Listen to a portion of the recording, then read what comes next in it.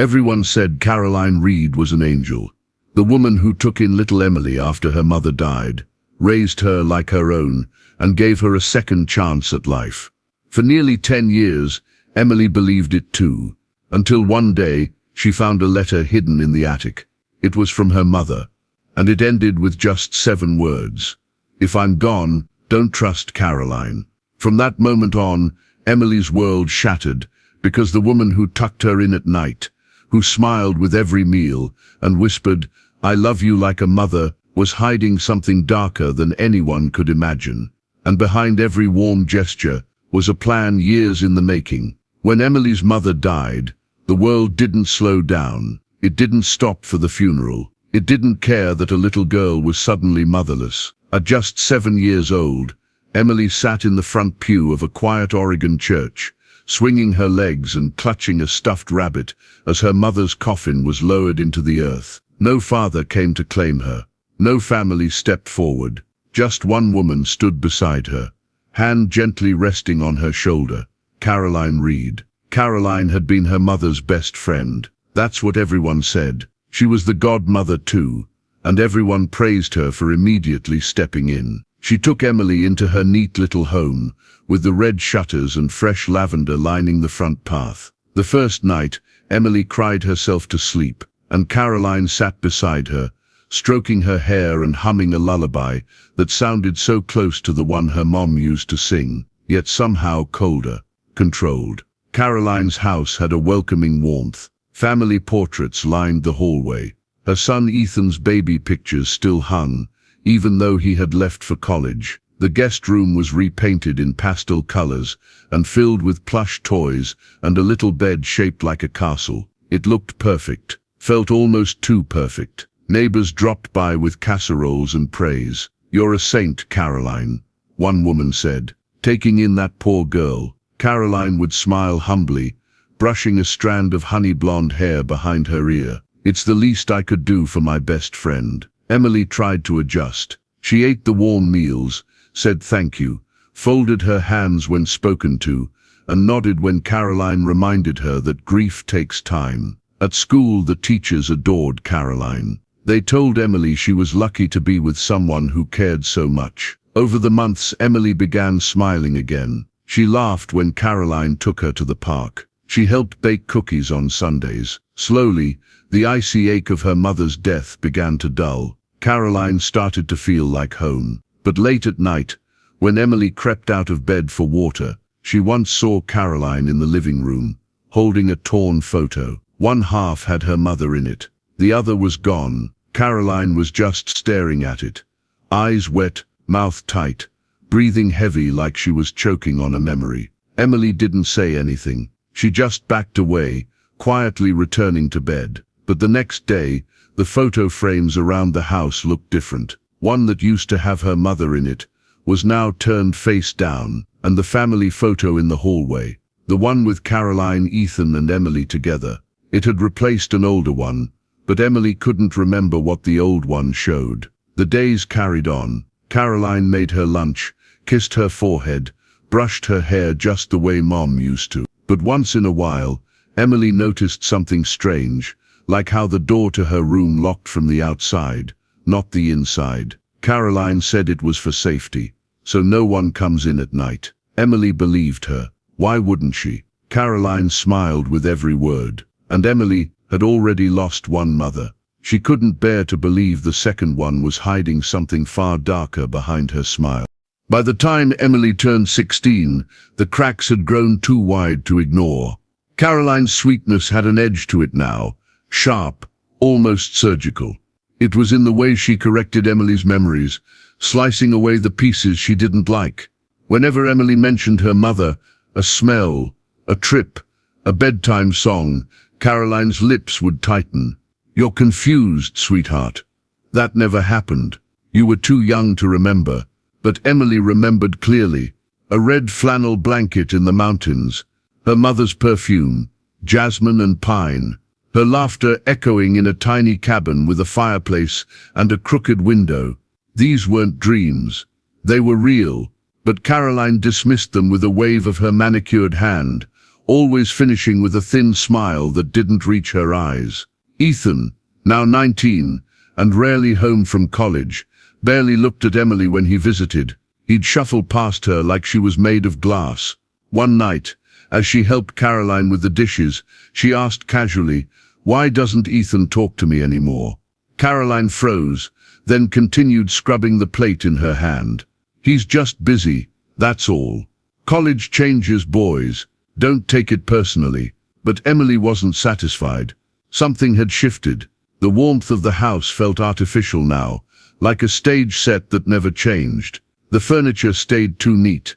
The family photo on the hallway wall still showed the three of them, smiling, but now it looked staged too perfect. The more Emily paid attention, the more it all felt like a performance. Then came the attic. Caroline had gone to the market. Emily, left alone and restless, climbed up the creaky stairs into the attic she had been told never to enter. Dust hung in the air like fog. Old boxes, covered in sheets, lined the walls. She spotted a small trunk pushed against the back corner, locked but not tightly. She pried it open and found photos, letters and an envelope. A faded picture of her mother and Caroline at the beach fell out first. Two young women smiling under the sun. On the back, written in neat, slanted handwriting, was one line that made her heart drop. "You will regret everything you took from me." Underneath the photo was a sealed letter, yellowed with age and addressed to Emily in her mother's handwriting. Emily's fingers trembled as she opened it. Her mother's words were clear, desperate and frightening. "If anything happens to me, don't trust Caroline. She was my friend once, until I married the man she loved. I know she's never forgiven me. I thought she would move on.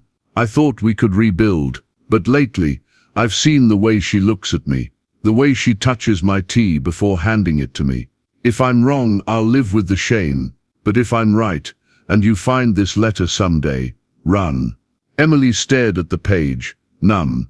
Everything, the bedtime stories, the gentle hair brushing, the photo replacements, the locked door, it all began to form a terrifying picture. Her mother hadn't died naturally, and the woman who raised her, who kissed her forehead every night, may have murdered her real mom with slow, patient malice. Her hands shook as she folded the letter back and returned everything to the box. She needed answers, proof. She waited until Ethan came home the following week for a holiday weekend. They stood awkwardly in the kitchen while Caroline took a phone call in the next room. Emily stepped in front of him, held out the letter, and whispered, "You knew, didn't you?" Ethan went pale. At first he denied it, said she was imagining things. But when she told him about the attic, the photos and the letter, his mask broke. He sat down, covering his face. "I was 13, he whispered. "I heard them fight, your mom and mine. She told her to stay away, said she didn't want her around anymore, that she knew what Caroline was doing.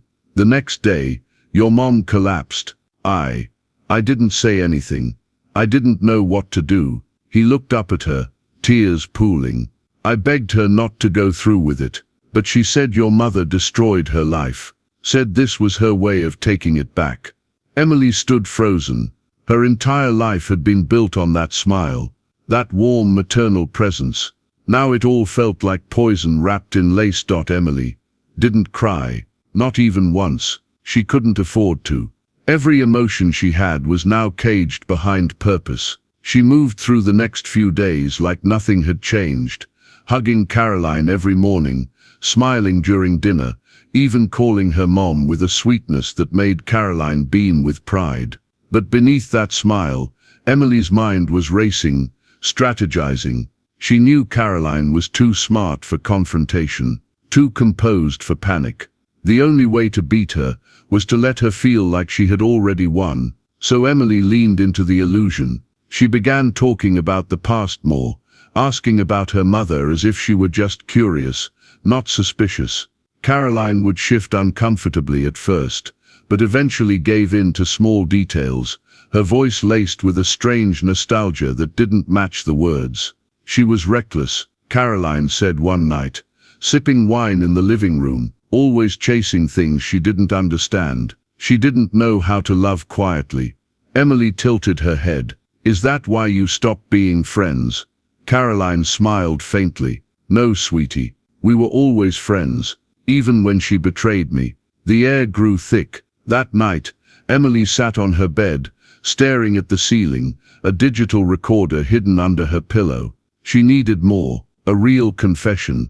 She remembered the photo, her and her mother at the cabin in the woods, and how that memory had always stayed vivid. She wondered if Caroline would go back there.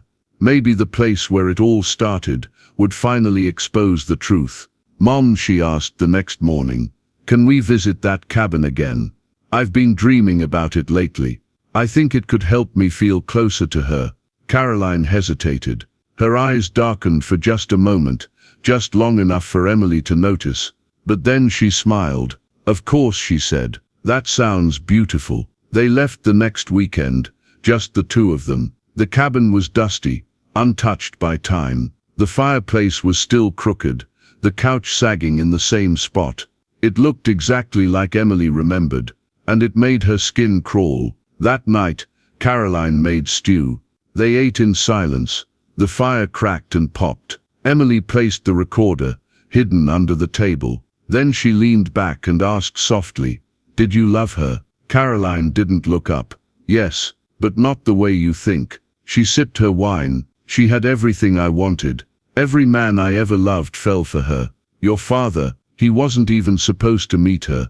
He was mine. Her voice grew colder, eyes locked on the flames. She knew it too, flaunted it. Married him, had you lived in that perfect little world, and left me in the shadows. Emily's breath caught. The tape was rolling. I forgave her, or at least I tried, Caroline said, setting her glass down. But when she got sick, when she asked me to take care of her, it felt like God handed me a gift. I didn't push her, Emily. I just didn't stop anything either. That's not murder.